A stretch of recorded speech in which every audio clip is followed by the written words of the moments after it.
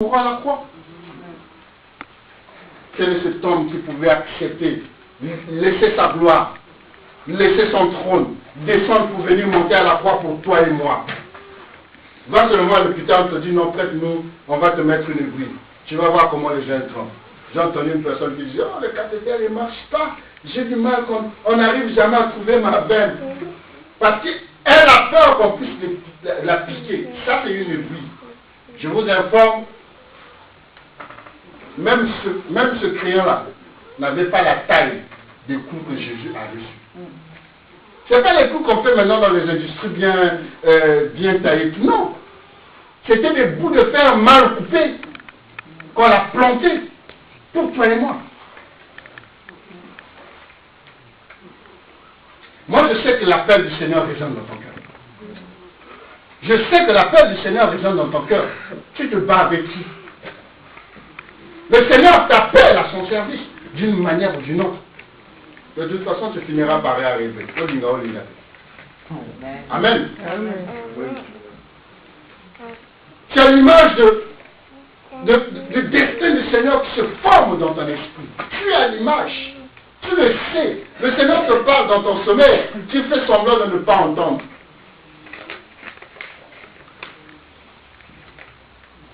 Mais quand tu as compris cela, tu vas t'engager dans cette douce aventure avec Jésus. Cette aventure qui dit, oh qu'il est beau les pieds de ceux qui sont avancés. Cette aventure qui est merveilleuse, qui a une finalité, avec toute cette bonté que le Seigneur met dans notre vie.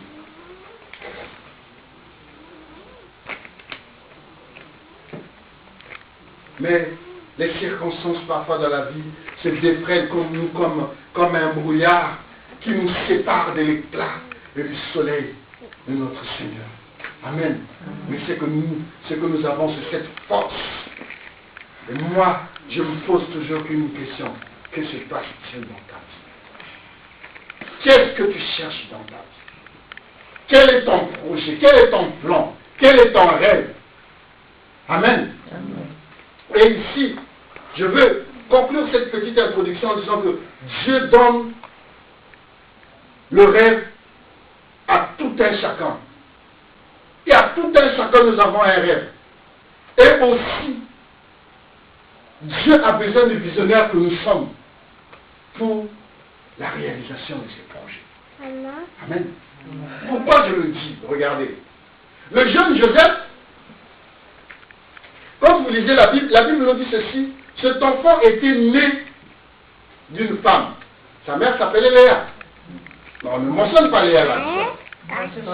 Et Rachel plutôt. On ne mentionne pas Rachel là-dedans. Mais on ne parle que des fils de... Oh Seigneur. On parle que le fils de Bila et de Zilpa. Amen. Qui sont nommés là comme les frères de Joseph. Mais regardez ce qui se passe. C'est que les enfants dont la Bible parle, ils avaient une mauvaise moralité. Amen. Ils avaient une mauvaise moralité, ils avaient une mauvaise façon de faire les choses. Et toute la ville de Canaan parlait de ces enfants, comment on appelle, de ces enfants de Jacob. Ils n'avaient pas une bonne moralité, parce que la Bible nous dit ceci, à partir du verset, le 2, mais la dernière partie. Or Joseph rapportait à leur père leurs mauvais propos. C'est que ces enfants avaient un mauvais comportement, une mauvaise façon de faire les choses. Amen. Il y avait une image précise pour ces enfants qui se présentaient défavorablement dans la ville de Canaan.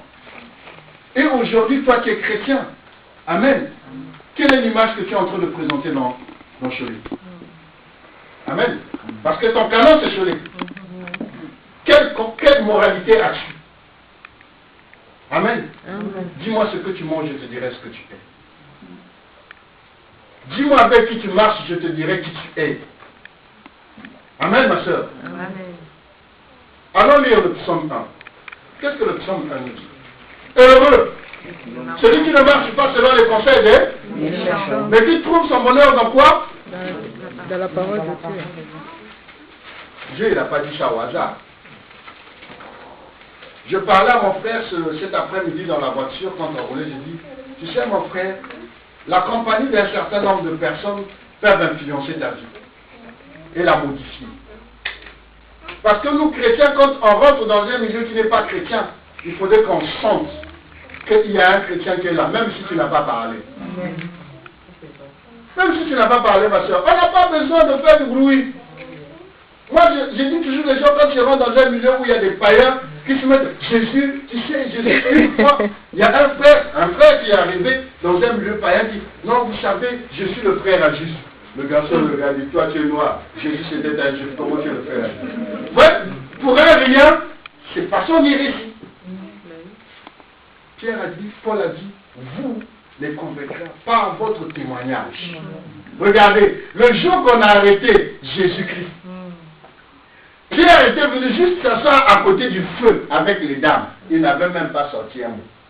Il dit, toi, on dirait que tu marchais avec Jésus.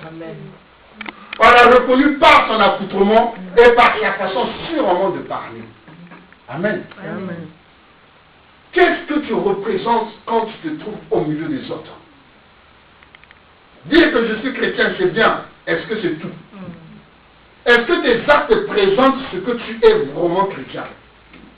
Vous savez que le nom du Seigneur Jésus-Christ a été injurié à cause de nous les chrétiens. Oui, je suis chrétien. Demain on te voit dans une boîte de nuit, coupé, décalé, à maxi. Mais comment tu peux apporter le message à une personne comme ça? Toi déjà tu dois se couper, décalé avec lui, vous allez vous dire quoi? Quel est ton témoignage? Attention, quand le monde dit il n'y a rien de plus fort que la réputation, il n'y a rien de plus fort que le témoignage dans le Seigneur. Si la réputation d'un homme coûte cher, le témoignage d'un chrétien coûte cher. Amen. Le témoignage d'un chrétien coûte cher. Qu'est-ce que tu représentes? Quelle est ta conscience? On va lire. Lisez-moi le livre de Psaume quand même. On le lit ensemble. Ces choses-là, on ne va pas faire. On ne va pas se lasser à les dire.